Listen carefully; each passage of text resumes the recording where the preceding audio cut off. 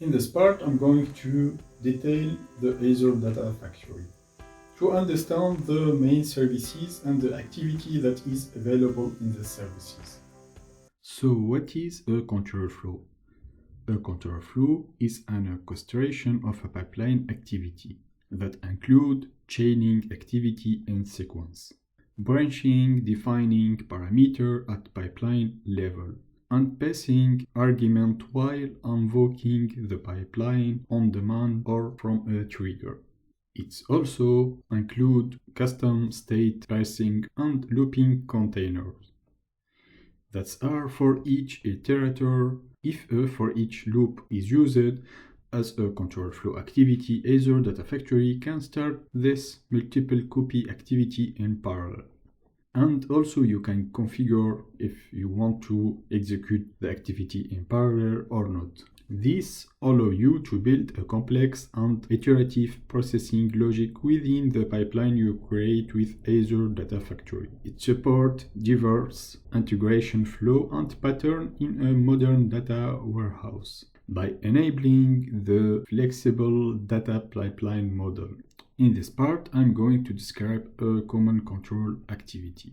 Chaining activity. Within Azure Data Factory, you can chain activity in sequence within a pipeline. It's possible to use the depend on property in activity definition to chain with an upstream activity. Branching activity. Use Azure Data Factory for branching activity within a pipeline. An example of a branching activity is the if condition activity, which is similar to an if instrument provided in a programming language. A branching activity evaluates a set of activity when the condition evaluates the true and another set activity when the condition evaluates to false. Parameter. You can define a parameter at a pipeline level and pass argument while you're invoking the pipeline on demand or from a trigger. Activity can custom the argument that are passed to the pipeline.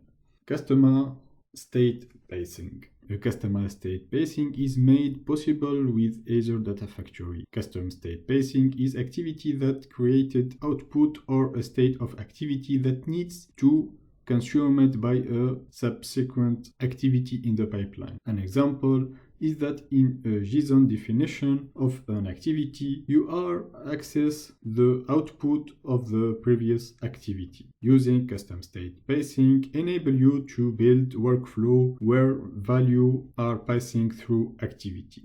Looping container. The looping container umbrella of the control, such as for each activity, defines the repetition in a pipeline. It enables you to iterate over a collection and run specified activity in the definite loop. It works similar as for each looping structure using a programming language. Besides each activity, there is also an until activity. This functionality is similar to do until loop using programming, but it does running a set of activity in a loop until a condition is met. Trigger-based flow. Pipeline can triggered by on-demand, event-based, for example a blog post or a wall clock time. Invoke a pipeline from another pipeline. The execute pipeline activity with Azure Data Factory allow a Data Factory pipeline to invoke another pipeline. Delta flow. Use case related to using a delta flow is a delta load.